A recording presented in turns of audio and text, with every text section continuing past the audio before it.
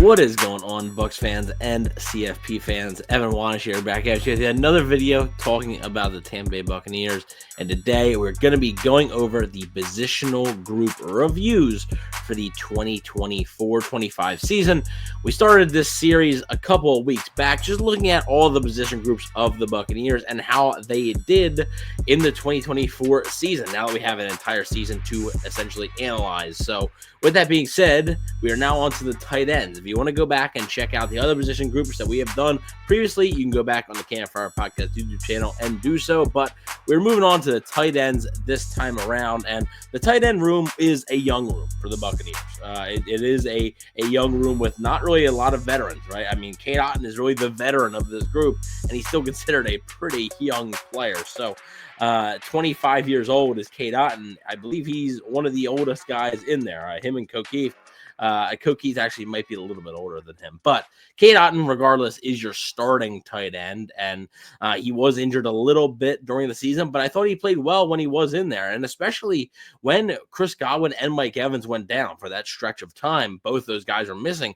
Cade Otton really became like a top target for the Buccaneers, honestly, and defenses were having real trouble trying to stop him. So I do think there is something to be said there about Cade Otton's ability to be productive when Chris Godwin and Mike Evans aren't there. When the Buccaneers needed them the most, Cade Otton was able to step up. So ended up having 59 catches this year for 600 yards and 4 touchdowns. So a pretty good year from Cade Otton. I think the Buccaneers are looking forward to seeing Cade Otton a little bit more in 2025, but we'll have to wait and see. Behind him, we got Payne Durham, who actually scored his first career touchdown this season, but then also scored a touchdown the very next week as too. So he ended the 2024 regular season with 2 straight touchdowns. Pretty cool for Mr. Durham there. And again, you know, he's good depth, right? He's developing into that. Is he ever going to be a receiving option for this team, like a 1A receiving option? As far as the tight end goes, I don't think so. I just don't really think that's his type of game, and they don't need him to do that. That's not what the Buccaneers need him to do. So I do think Payne Durham has a role on this team, and I think it could be a very useful one, if that. So I do like what we saw out of Payne Durham this year. And you have Devin Culp, who was the rookie of this group. The Buccaneers picked Devin Culp in the draft out of Washington, and Culp didn't really get to play much until the end of the year, but when he did, he was pretty productive, actually. Wasn't like anything like blow you away, but 5 catches for 88 yards.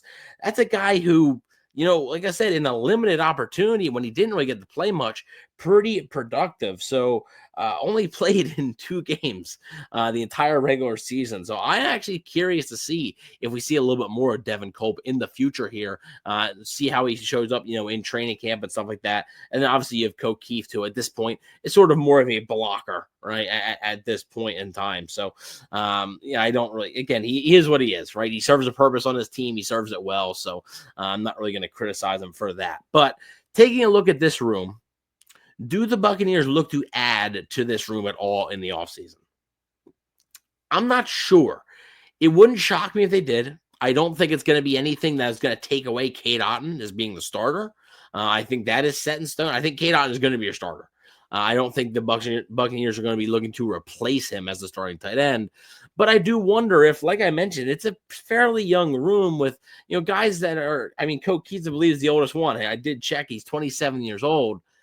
It's a fairly young room. So I do wonder if they're going to add maybe a veteran at some point in free agency there. Again, not really a high price tag guy, might not be a big name, but I do wonder if they just add a veteran for some depth there, just to try and add a different look into their room, or if they look for the draft. You know, I would expect it to be, if they do draft one, probably on day 3. I would think that's your most likely scenario there, is looking on at day 3 for a potential pick at tight end.